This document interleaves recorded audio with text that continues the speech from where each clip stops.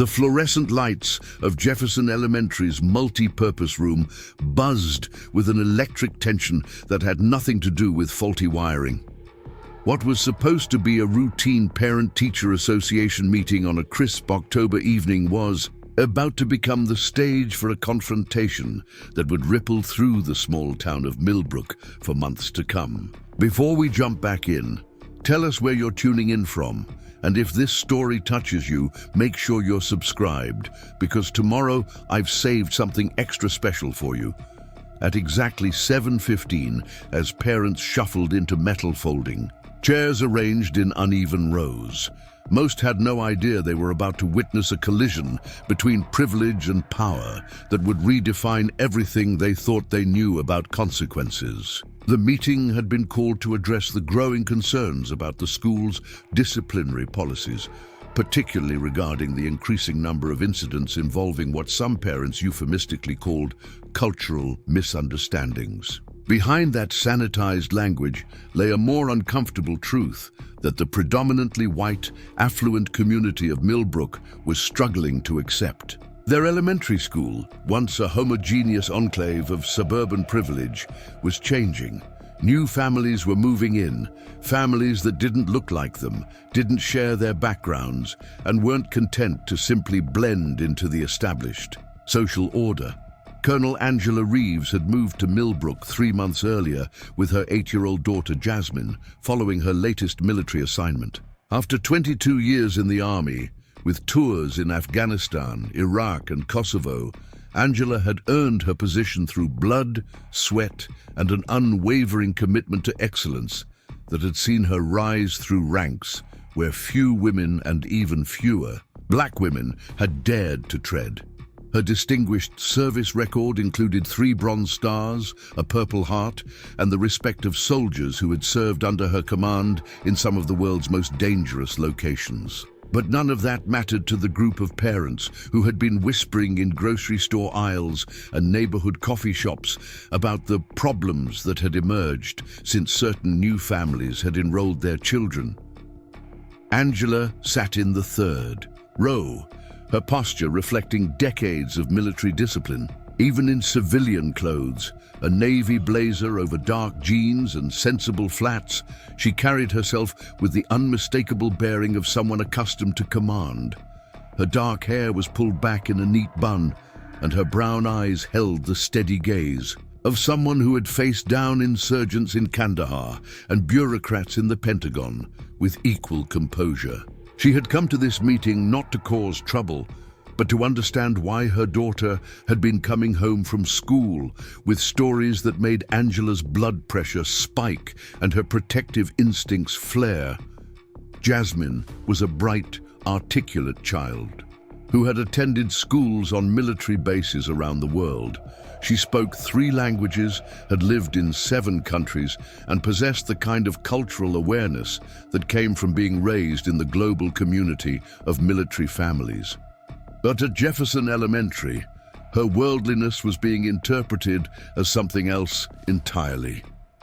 Teachers complained that she was too advanced for her grade level, too confident in class discussions, and too different from the other children. The subtext was clear to Angela, who had spent her entire career decoding the euphemisms people used when they couldn't say what they really meant. The PTA president, Margaret Whitman, called the meeting to order with the kind of artificially cheerful voice that barely concealed her irritation at having to address these difficult topics. Margaret was the wife of Millbrook's most successful real estate developer, a woman who had never worked outside the home but wielded considerable influence through her volunteer positions and social connections. Her blonde hair was perfectly styled, her designer sweater coordinated with her pearls, and her smile never quite reached her eyes when she looked in Angela's direction. The first 20 minutes of the meeting followed the predictable script of budget discussions and fundraising initiatives. Angela listened politely as parents debated the merits of different Halloween carnival themes and argued about the need for new playground equipment. But she could feel the undercurrent of tension building. the way conversations died when certain parents entered the room, the meaningful glances exchanged between long-time residents when newer families spoke up. The shift came when Margaret transitioned to what she called community concerns. Her voice took on a more serious tone as she explained that several parents had reached out with worries about maintaining the school's traditional values and established culture. She spoke in careful, measured phrases about the importance of children feeling comfortable in their learning environment and the need to address behaviors that might be disruptive to the educational process. Angela had heard this language before. In military briefings, it was called diplomatic speak, the art of saying something inflammatory while maintaining plausible deniability. She knew where this was heading before Margaret finished her opening remarks, but she remained silent, waiting to see how far they would go. The first parent to speak was Richard Coleman, a local bank president whose son had been in Jasmine's class.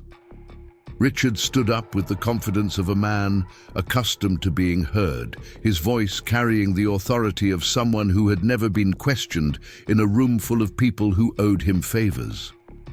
He began by praising the school's long-standing reputation for excellence and the importance of maintaining the standards that had made Jefferson Elementary a cornerstone of the community.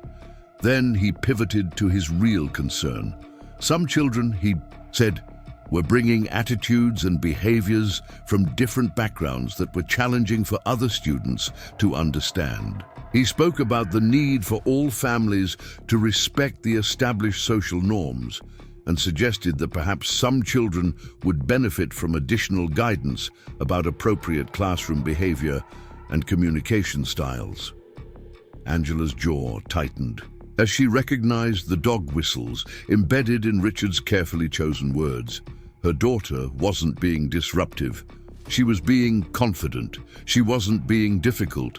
She was being intelligent. She wasn't being inappropriate. She was being different. And in the insular world of Millbrook's social hierarchy, different was dangerous.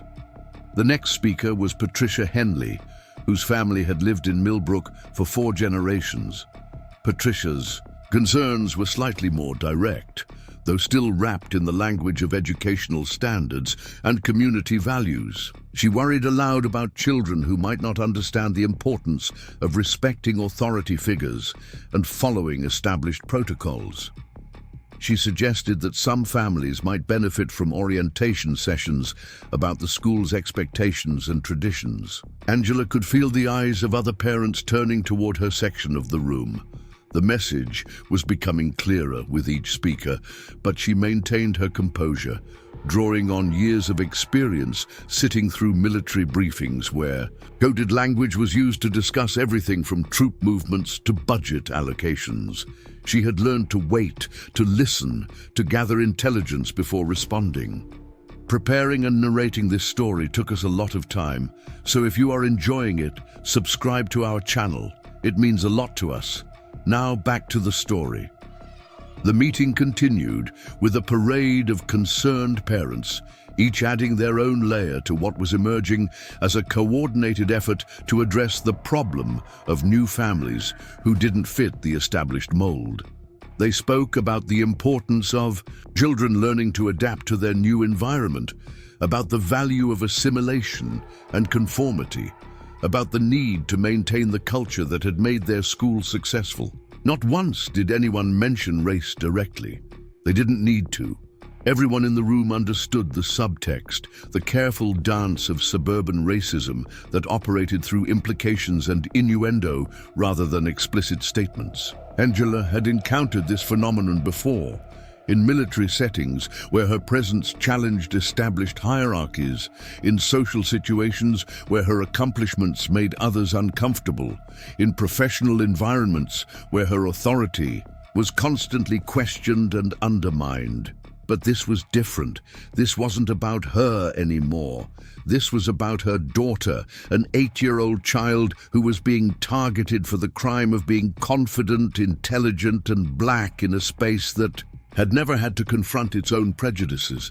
The turning point came when Margaret introduced the evening's featured speaker, a woman whose reputation preceded her into the room like a toxic cloud. Karen Hutchinson had requested time on the agenda to address what she called urgent concerns about maintaining educational standards and community safety. Karen was known throughout Millbrook as a woman who had never met a cause she couldn't turn into a personal crusade, a neighborhood watch coordinator who had elevated complaining to an art form. Karen approached the microphone with the theatrical gravity of someone who believed she was about to deliver a speech that would save Western civilization. She was a thin woman in her mid-40s with shoulder-length brown hair that she constantly tucked behind her ears when she was building up to one of her infamous tirades. Her voice had a nasal quality that became more pronounced when she was excited, and her tendency to speak in increasingly dramatic tones had made her a figure of reluctant tolerance among parents who privately rolled their eyes but publicly nodded along to avoid becoming her next target. Angela watched as Karen arranged her notes on the lectern, noting the woman's nervous energy and the way her eyes scanned the room as if looking for allies and enemies.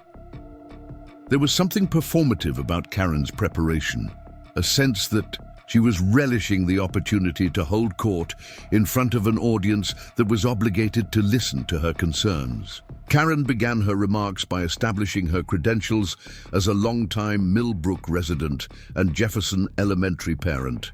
She spoke about her deep love for the community and her commitment to ensuring that all children received the best possible education. Her voice was measured at first, reasonable and concerned, as she outlined her observations about recent changes in the school environment. But as she warmed to her subject, Karen's tone began to shift. She spoke about children who seemed to think they were special, who acted as if the rules didn't apply to them, who brought attitudes from other places that didn't belong in Millbrook. Her voice rose slightly as she described incidents of disrespect toward teachers, challenges to classroom authority, and behaviors that made other children uncomfortable. Angela remained perfectly still, but inside, her anger was building like pressure in a steam engine. She recognized the tactics Karen was employing, the way she was building a case through innuendo and implication. Every word was carefully chosen to avoid direct accusations while making her meaning unmistakably clear. Karen's speech gained momentum as she moved into what she called specific examples of concerning behavior. She spoke about a child who had questioned a teacher's lesson about American history, suggesting that the curriculum was incomplete. She described incidents of students sharing stories from other countries that made their classmates feel bad about being American. She painted a picture of children who thought they were better than their peers, who flaunted their different experiences and made others feel inferior. The room was silent except for the hum of fluorescent lights and the occasional shift of weight in metal chairs. Angela could feel the tension building around her, the way the atmosphere changed when people were preparing to witness something they knew would be uncomfortable but couldn't look away from. Then Karen made her fatal mistake. She abandoned the careful language of implication and moved into direct attack mode. Her voice rose as she pointed toward Angela's section of the room and declared that some parents seemed to think their military backgrounds gave them special privileges.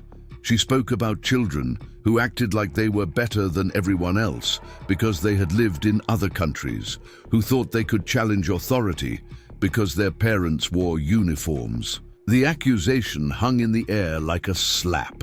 Karen had crossed the line from coded language into personal attack, from implied criticism into direct confrontation. She had made the mistake of assuming that her position as a longtime community member gave her immunity from consequences, that her audience would automatically side with the familiar over the foreign. Angela rose slowly from her chair, her movement as controlled and deliberate as everything else about her. The room fell into absolute silence as she stood, her presence seeming to fill the space in a way that made everyone suddenly aware of the gravity of the moment they were witnessing. For 22 years, Angela had commanded respect through competence, authority through achievement, and loyalty through leadership.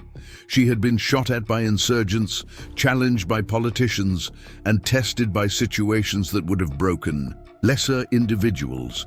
But she had never been attacked in front of her community, never had her service questioned by someone who had never spent a day in uniform, never been forced to defend her right to exist in a space where her child was supposed to feel safe and welcomed.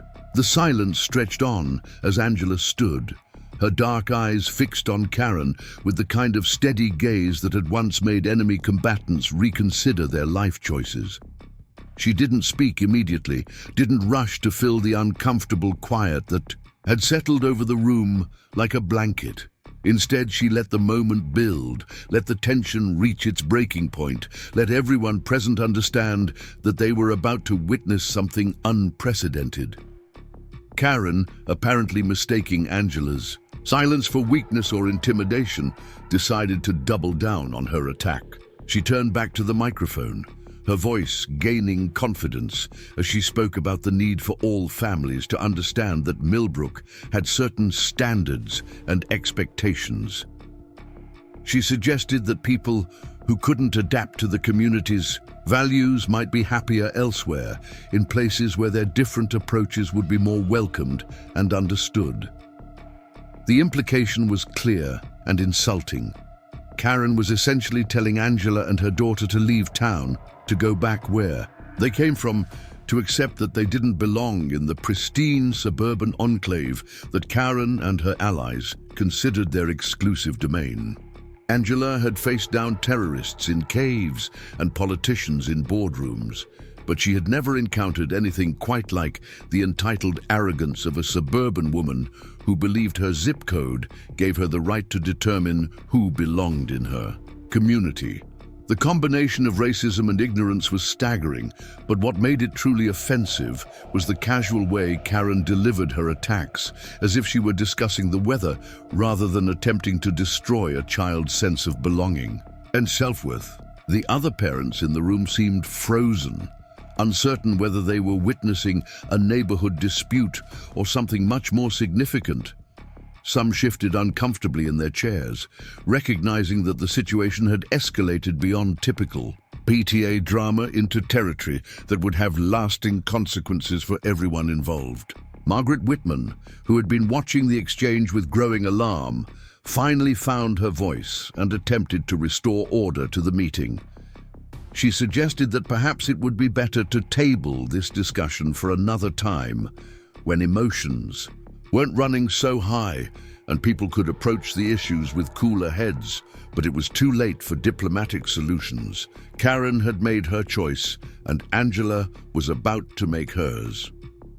The collision between privilege and power was inevitable now, and everyone present seemed to understand that they were about to witness something that would be talked about in Millbrook for years to come. Angela's decision to stand had been instinctive, but her next move was entirely calculated. She had spent her career understanding power dynamics, reading situations, and choosing her battles carefully. This wasn't just about defending herself anymore. It was about defending her daughter and every other child who would face similar attacks in the future. The room remained silent as Angela began to move toward the front, her footsteps echoing. On the gymnasium floor, with military precision, she walked with the measured pace of someone who had crossed dangerous terrain under enemy fire, her bearing reflecting decades of training and experience that had prepared her for moments exactly like this one. Karen watched Angela's approach with growing uncertainty, perhaps beginning to realize that she had miscalculated the situation. The confidence that had carried her through her attack was starting to waver as she faced the prospect of confronting Someone who wasn't going to be intimidated by raised voices and community pressure. Angela reached the front of the room and turned to face the assembled parents, her back straight and her hands clasped behind her as if she were addressing troops before a mission. When she finally spoke, her voice carried the authority of someone accustomed to being obeyed in life or death situations, calm and controlled, but with an underlying steel that made everyone understand she was not someone to be trifled with. The words that came next would change everything, not just for Karen and Angela, but for the entire community of Millbrook. The battle lines had been drawn, and the war was about to begin. Angela's voice cut through the silence like a blade through silk, each word measured and deliberate, carrying the weight of authority earned through decades of service in the world's most dangerous places. When she spoke, it wasn't with the raised tones of anger or the defensive pitch of someone caught off guard. Instead, her words carried the calm certainty of someone who had faced down threats far more dangerous than a suburban woman with delusions of social superiority. "Mrs. Hutchinson," Angela began, her use of the formal address immediately establishing the professional distance between them. "Before you continue making assumptions about my background, my service, or my daughter's character, perhaps you should understand exactly who you're addressing." The temperature in the room seemed to drop several degrees as every parent present recognized they were witnessing something unprecedented. This wasn't the typical PTA drama they were accustomed to, where disagreements were settled through passive-aggressive committee assignments and strategic exclusions from social events.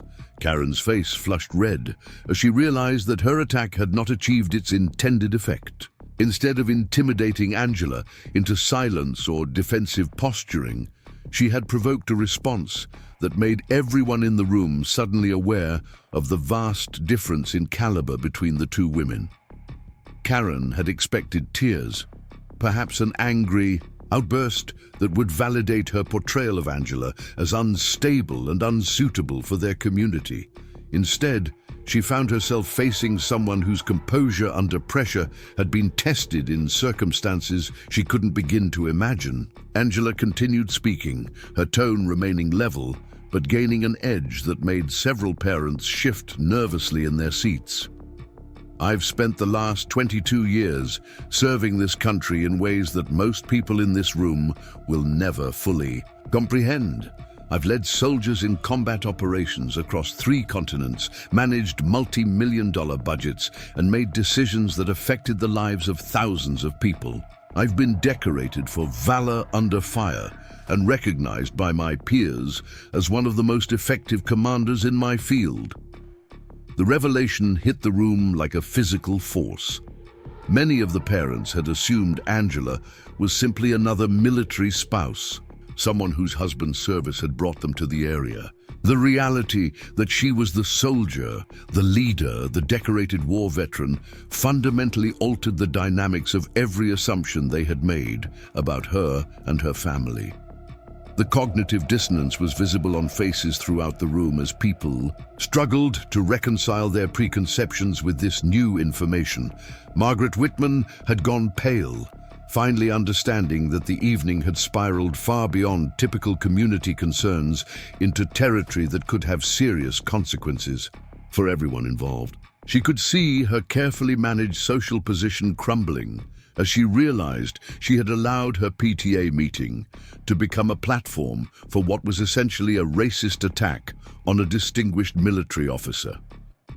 The implications for her reputation, her husband's business, and their families standing in the community were beginning to crystallize in her mind. But Angela wasn't finished.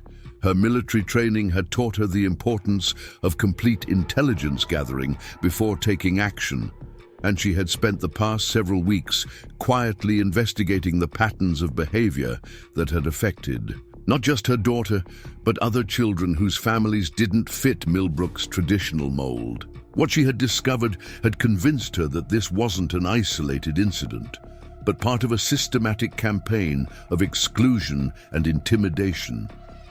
"My daughter," Angela continued, her voice gaining strength as she moved into the heart of her response, is an 8-year-old child who has lived on military bases around the world, who speaks 3 languages fluently, who has experienced cultures and perspectives that most adults in this room have never encountered. She has adapted to new environments more times than most people do in their entire lives, and she has done so with grace, intelligence, and resilience that would impress anyone with the wisdom to recognize it. The words landed like hammer blows on the assembled parents, many of whom were beginning to understand that their tolerance for Karen's increasingly aggressive rhetoric had made them complicit in something far uglier than they had intended. Angela's description of her daughter's accomplishment stood in stark contrast to the picture Karen had painted of a disruptive, entitled child who needed to be brought into line. Angela's military bearing seemed to intensify as she moved into the strategic heart of her response. Years of briefing senior commanders had taught her how to present information in ways that left no room for misinterpretation or deflection. She had learned to anticipate objections, address counterarguments, and present facts in sequences that built inexorably toward unavoidable conclusions.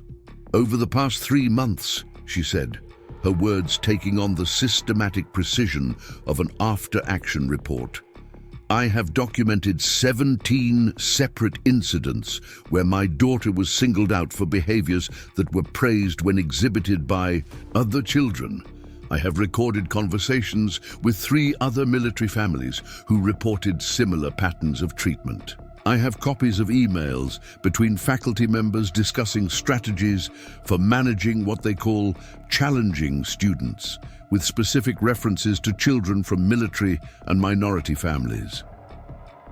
The silence in the room was no longer the expectant, quiet of an audience waiting for drama to unfold. It had become the heavy, oppressive silence of people realizing they were in serious trouble. Angela's methodical documentation of discrimination had transformed the evening from a neighborhood disagreement into something that could have legal, professional, and social consequences that would extend far beyond the walls of Jefferson Elementary. Karen's confidence was visibly evaporating as she began to understand that she had seriously misjudged both the situation and her opponent. Her assumption that she could intimidate a military spouse into silence had been based on a fundamental misunderstanding of who she was dealing with. The woman standing before her wasn't someone who could be bullied into submission through social pressure and community politics. She was someone who had faced down enemies in combat zones and emerged victorious. But Angela's most devastating revelation was yet to come. Her years in military intelligence had taught her the value of thorough preparation and the importance of understanding her adversaries before engaging them. While Karen had been preparing her attack based on assumptions and prejudices, Angela had been conducting actual reconnaissance, gathering real intelligence about the people and systems she was dealing with. Mrs. Hutchinson, Angela said, her voice taking on a tone that made several parents unconsciously straighten in their chairs, before you launched your attack on my character and my daughter's behavior, did you take the time to research exactly who you were targeting? The question hung in the air like a sword waiting to fall, and Karen's expression showed she was beginning to realize she had made a catastrophic error in judgment. Angela reached into her purse and withdrew a folder that she had prepared with the same attention to detail she had once brought to mission briefings in Afghanistan. I did research you, Mrs. Hutchinson, quite thoroughly, in fact. It's a habit I developed during my years in military intelligence, where understanding your opposition can mean the difference between life and death. The mention of military intelligence sent a chill through the room that was almost palpable. Parents who had been uncomfortable with the evening's tone now looked genuinely frightened as they realized they were dealing with someone whose skills and resources extended far beyond anything they had encountered in their suburban social battles. Angela opened the folder with deliberate care, her movements suggesting that its contents were both significant and damaging. According to public records, you've filed over 40 complaints with various municipal departments in the past 2 years. Police reports show you've called law enforcement on neighbors 17 times for violations that were either completely fabricated or so minor that no action was taken. The county clerk's office has a special notation in your file regarding your tendency to make accusations that waste taxpayer resources. Karen's face had gone from red to pale as Angela systematically demolished her credibility with facts that were obviously well-researched and carefully verified. The other parents were beginning to exchange glances that suggested they were reconsidering their own associations with someone whose behavior was apparently far more problematic than they had realized. But Angela was just getting started. Her military experience had taught her that when dealing with bullies and aggressors, half measures were often worse than useless. Complete and overwhelming response was the only way to ensure that the threat was neutralized and wouldn't resurface to cause problems in the future. Your employment history is also quite interesting, Angela continued, her tone remaining professionally neutral even as she delivered information that was clearly devastating to Karen's position. 7 jobs in the past 5 years, with 3 employers specifically noting in your termination paperwork that you created hostile work environments through your treatment of colleagues. 2 companies had to settle harassment complaints filed by co-workers who documented your pattern of targeting anyone you perceived as different or threatening. The revelation that Karen's behavior had followed her through multiple workplaces transformed the evening's events from an isolated incident into evidence of a consistent pattern of discrimination and harassment. Parents who had been nodding along with her complaints were now looking at her with expressions ranging from confusion to disgust as they realized they had been manipulated into supporting someone whose character was far different from what she had presented. Margaret Whitman was frantically taking notes, obviously calculating the damage control that would be necessary to distance the PTA and the school from what was rapidly becoming a public relations nightmare. Her carefully cultivated image as a community leader was crumbling as she realized her organization had provided a platform for what amounted to a racist attack on a decorated war veteran. Angela's strategic mind was operating at full capacity as she recognized the opportunity to address not just Karen's immediate attack, but the broader pattern of discrimination that had been affecting multiple families in the community. Her military training had taught her to think beyond immediate tactical objectives toward larger strategic goals, and she saw a chance to create lasting change rather than simply winning a single confrontation. "The most concerning aspect of my research," Angela said, her voice taking on the authoritative tone she had once used when briefing generals about battlefield conditions, was discovering the network of communication between certain parents that has been used to coordinate pressure on families who don't fit your particular vision of community standards. Email chains, social media groups, and informal meetings where strategies were discussed for making undesirable families feel unwelcome.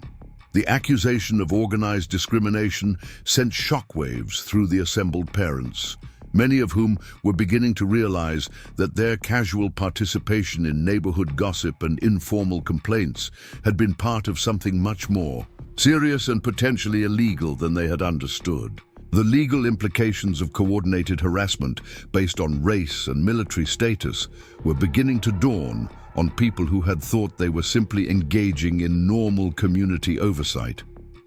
Karen made a desperate attempt to regain control of the situation, her voice rising to a near shriek as she tried to deflect Angela's methodical destruction of her credibility. "You can't intimidate us with your threats and your research," she declared, though her trembling voice undermined any authority she was trying to project. "This is our community, and we have every right to protect our children and our values from people who don't belong here." The blatant racism of Karen's statement landed like a bomb in the room, finally stripping away all pretense of legitimate educational concerns and revealing the ugly prejudice that had been driving her campaign against Angela's family. Several parents gasped audibly, while others looked around desperately, as if seeking escape routes from a situation that had become far more toxic than they had ever intended to support. Angela's response was delivered with the kind of devastating calm that had once made insurgent leaders reconsider their tactics when facing her across negotiation tables. "Mrs. Hutchinson, your statement about people who don't belong here has been recorded by multiple devices in this room. It will serve as excellent evidence in the federal discrimination lawsuit that my attorney will be filing first thing Monday morning." The mention of federal litigation sent panic through the room like wildfire. Parents, who had been passive observers, suddenly realized they could be called as witnesses in legal proceedings that would scrutinize every conversation, every email, and every social interaction they had participated in over the past several months. The comfortable anonymity of suburban prejudice was about to be replaced by the harsh spotlight of federal investigation. But Angela's most powerful weapon was still to be deployed. Her phone had remained in her hand throughout the confrontation, and now she raised it with the deliberate motion of someone preparing to fire the decisive shot in a battle that had already been won. "There's one more thing you should understand about my background, Mrs. Hutchinson. My current reserve assignment involves working closely with the Department of Defense's Office of Equal Opportunity and Civil Rights." The silence that followed. This revelation was absolute, as if all the oxygen had been sucked out of the room. Parents sat frozen in their chairs, finally understanding that they had been witnessing not just a neighborhood dispute, but a catastrophic miscalculation by someone who had chosen to attack a person with direct connections to federal agencies responsible for investigating exactly the kind of discrimination they had just witnessed. Angela's finger moved toward her phone's contact list with the precision of someone accessing a weapon system. Colonel Patricia Williams is the director of that office. She's also my former commanding officer, my current mentor, and someone who takes violations of civil rights extremely seriously, especially when they involve military families and their children. Karen's face had gone completely white as the full implications of her situation finally penetrated her consciousness. She had launched a racist attack on a decorated military officer in front of dozens of witnesses, and that officer now had direct access to federal authorities who specialized in prosecuting exactly the kind of discrimination Karen had just publicly demonstrated. The other parents were beginning to understand that they had witnessed something that would have consequences far beyond their small community.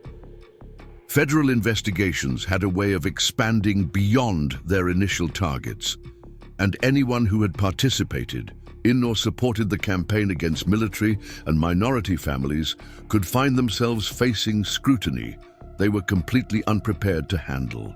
Angela's thumb hovered over the contact entry for Colonel Williams, and when she spoke again, her voice carried the finality of someone delivering an ultimatum that would not be repeated. "I'm going to make this call, Mrs. Hutchinson. Colonel Williams will be very interested to hear about tonight's events. She'll want to review all the documentation I've gathered about discrimination against military families in this district. She'll want to interview witnesses and examine all communications between the parents and school officials who have been involved in this campaign." The strategic brilliance of Angela's position was becoming clear to everyone present. She hadn't just defended herself against a racist attack. She had maneuvered Karen and her supporters into a position where their own actions would be their downfall. The documentation, the witnesses, and the federal connections transformed what Karen had intended as a simple intimidation tactic into evidence for a career-ending investigation. Margaret Whitman finally found her voice, though it came out as little more than a whisper. Perhaps we should all take a step back and consider whether this situation might be resolved through dialogue and mutual understanding. Her attempt at damage control was pathetic in its desperation, but it represented the last hope of avoiding the kind of federal scrutiny that could destroy reputations and end careers throughout their insular community. Angela's response demonstrated the strategic thinking that had made her one of the Army's most effective commanders. She understood that victory required not just defeating immediate opposition, but creating conditions that would prevent future attacks on her family and others who might face similar discrimination. "Mrs. Whitman," Angela said, her tone suggesting that the PTA president's complicity had not gone unnoticed. "The time for dialogue was before you allowed your organization to become a platform for racist attacks on military families. The time for mutual understanding was before you permitted Mrs. Hutchinson to use your meeting to publicly humiliate my daughter and question my service to this country." The systematic destruction of Karen's position was complete, but Angela's military training had taught her the importance of ensuring that defeated enemies couldn't regroup and counterattack. Her next words would close off any possibility of Karen salvaging her reputation or continuing her campaign against families who didn't meet her standards of acceptability. "Colonel Williams and I served together in Afghanistan," Angela continued, her voice taking on the tone of someone sharing classified information with cleared personnel. "We were responsible for investigating discrimination complaints from military personnel and their families. We documented cases, prosecuted offenders, and ensured that justice was served. She'll be particularly interested in this case because it involves both racial discrimination and attacks on military service members."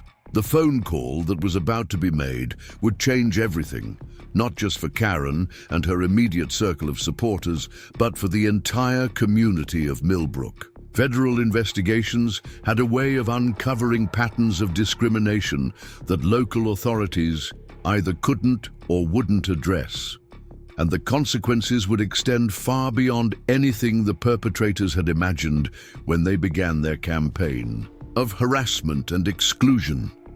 Angela's finger moved toward the call button, and in that moment, everyone present understood that they were witnessing the end of one woman's reign of terror and the beginning of a reckoning that would reshape their community forever. The collision between privilege and power was about to reach its inevitable conclusion, and there would be no going back from the consequences that were about to unfold. The silence in the multipurpose room stretched like a taut wire as Angela's finger connected with Colonel Williams' contact. The electronic chirping of the dialing tone echoed through the space with the ominous rhythm of a countdown timer, each ring marking another second closer to consequences that would ripple through Millbrook for years to come. Karen stood frozen at the lectern, her face cycling through expressions of disbelief, panic, and desperate calculation as the reality of her situation crashed over her like a tsunami. The call connected on the third ring, and Colonel Patricia Williams' voice filled the room through Angela's speakerphone, crisp and professional, despite the late hour. "Angela, this is unexpected. I hope everything's all right with you and Jasmine." The warmth in her tone spoke to a relationship forged through shared service and mutual respect, but there was an underlying alertness that suggested she was prepared for serious business, despite the informal timing. "Pat," Angela replied, her own voice maintaining the professional composure that had served her through countless high-stakes situations. "I'm sorry to call so late, but I'm dealing with a situation that requires immediate attention from your office."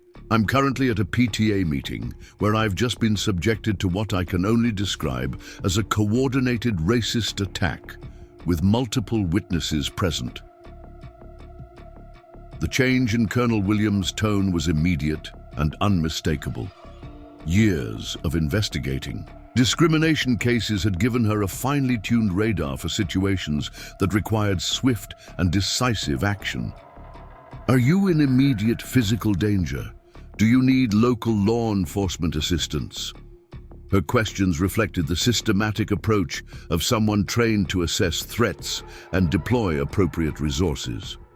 Negative on immediate physical danger, Angela responded, unconsciously slipping into the military communication protocols that had become second nature during her years of service.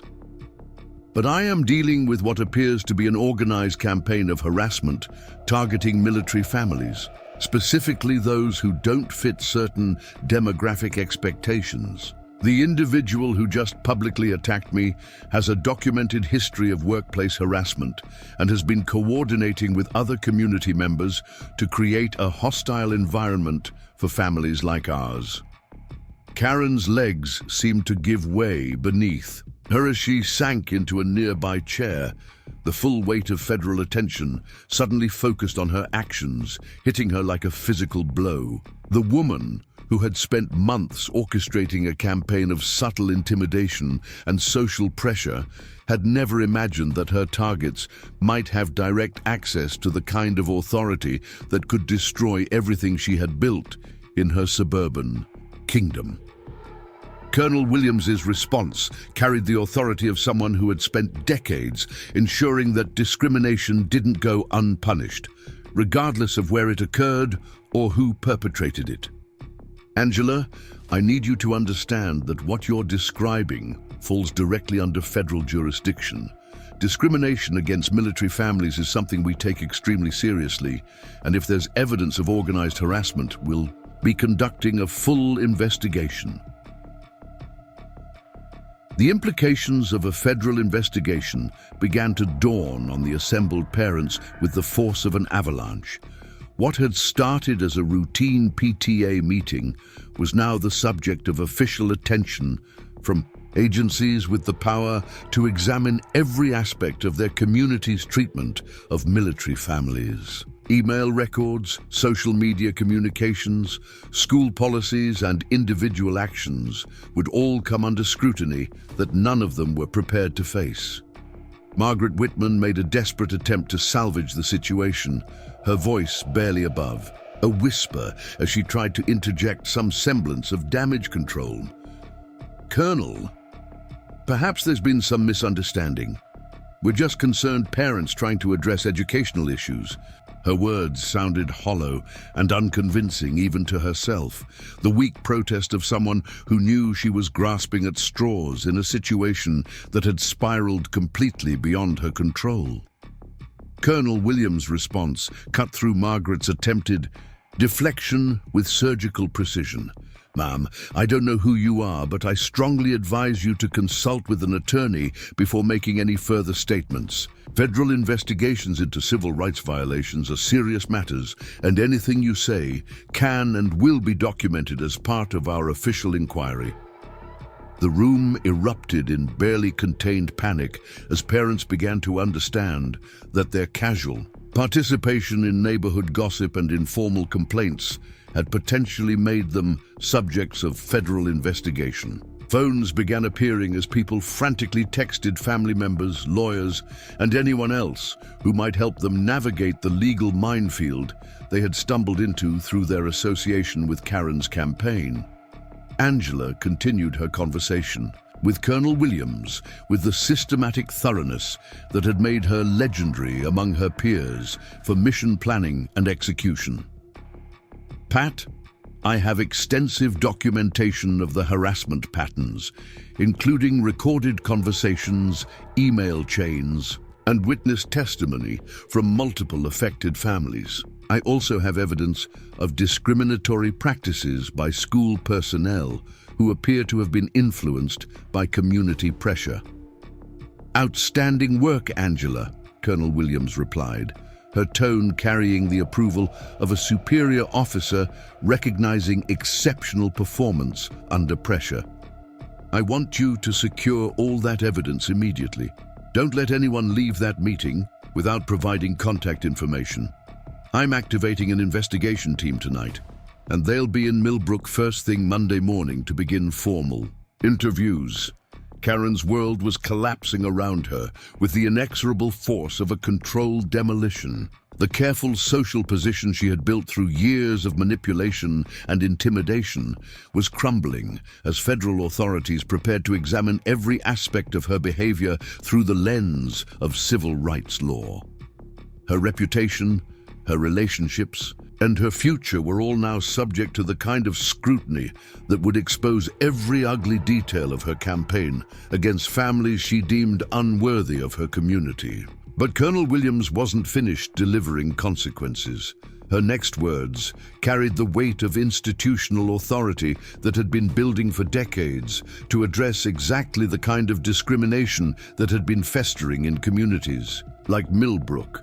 "Angela, I'm also going to be contacting the Department of Education's Civil Rights Office.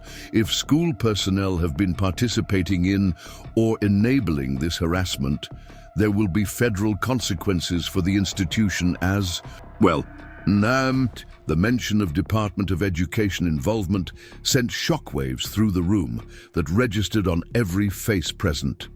Federal education investigations had the power to affect funding, accreditation, and administrative careers in ways that could fundamentally alter the entire school district.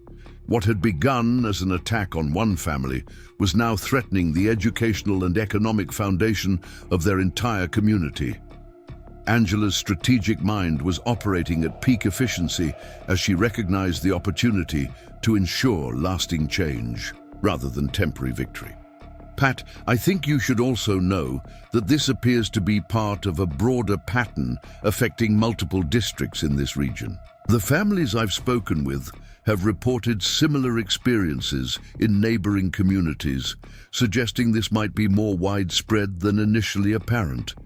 The implication that discrimination against military families might be occurring across multiple jurisdictions transformed the investigation from a local incident into a potential regional operation involving multiple federal agencies and extensive resources. Karen and her supporters had unwittingly triggered the kind of comprehensive federal response typically reserved for organized criminal enterprises or terrorist networks.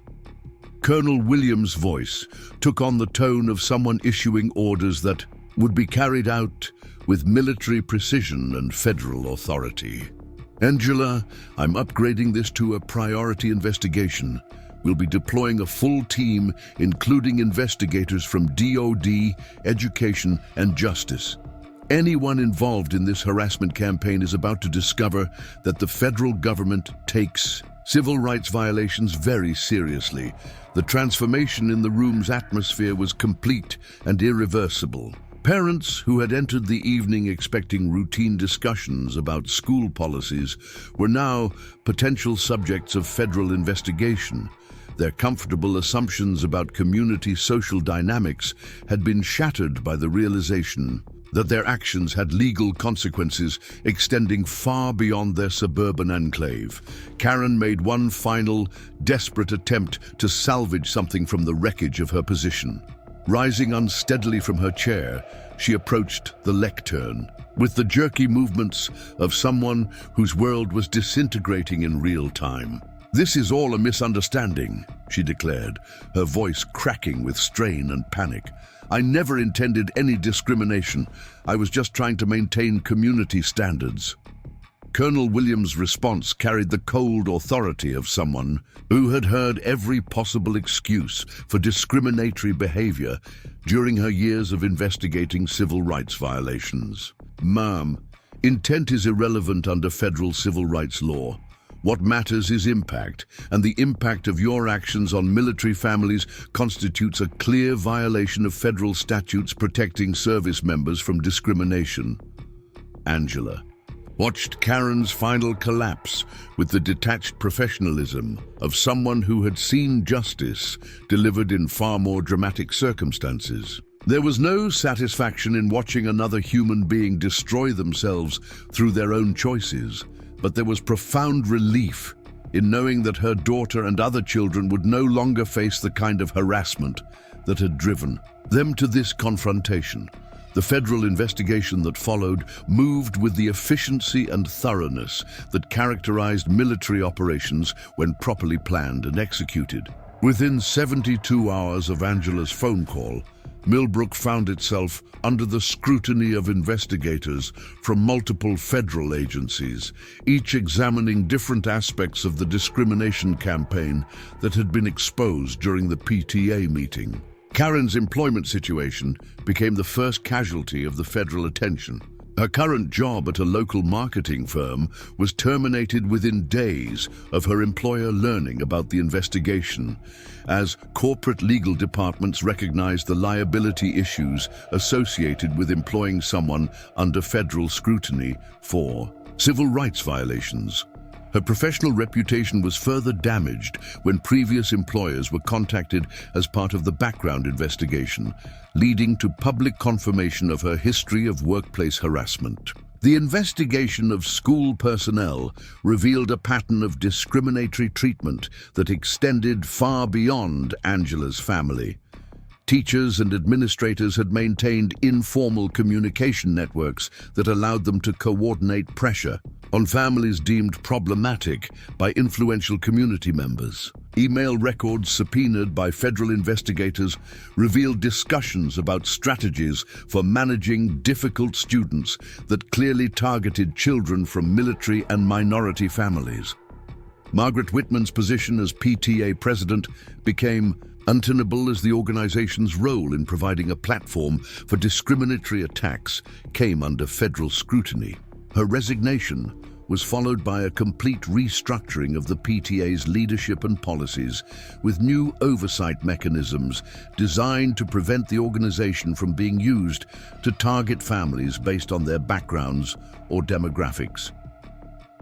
The broader community impact extended well beyond the individuals directly involved in the harassment campaign.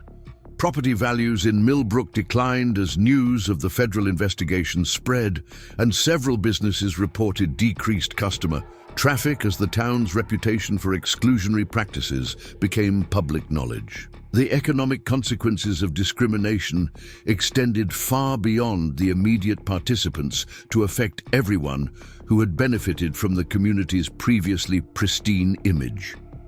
But perhaps the most significant consequence was the transformation in how military families were treated throughout the region. Colonel Williams' investigation had uncovered evidence of similar discrimination patterns in multiple communities, leading to a comprehensive federal response that fundamentally altered how military families were received and supported in civilian communities. Angela's decision to stand up to Karen's attack had triggered changes that extended far beyond her own situation. The federal investigation resulted in new training programs for school personnel, enhanced oversight of community organizations, and explicit policies protecting military families from discrimination. The courage she had shown in that multipurpose room had created protections that would benefit countless families facing similar challenges in the future. 6 months later, Angela stood in the same multi-purpose room where her confrontation with Karen had taken place, but the atmosphere was completely transformed. She was addressing a gathering of military families and community leaders who had come together to celebrate the opening of a new support center designed to help military families integrate into civilian communities. The woman who had once been attacked for her daughter's confidence and cultural awareness was now recognized as a leader whose actions had created lasting positive change. Jasmine, who had been targeted for being different, was now thriving in an environment where diversity was celebrated rather than punished. The transformation was complete, but the lessons learned would endure for generations. Karen Hutchinson had moved away from Millbrook within 3 months of the PTA meeting, her reputation and social position completely destroyed by the federal investigation that had exposed years of discriminatory behavior. Her departure was barely noticed by a community that had moved on to building more inclusive and welcoming practices for all families, regardless of their backgrounds or military service. As Angela looked out over the assembled crowd of parents, children, and community leaders who had gathered to celebrate progress rather than attack differences, she reflected on the journey that had brought them to this point. The war she had fought was over, but the peace that had emerged was richer and more meaningful than anything that had existed before. The collision between privilege and power had resulted in justice, not just for her family, but for every family that would benefit from the protections and policies that had emerged from that confrontational evening. Sometimes the most important battles were fought not on foreign battlefields, but in suburban meeting rooms, where courage could change everything. Up next, you've got 2 more standout stories right on your screen. If this one hit the mark, you won't want to pass these up. Just click and check them out.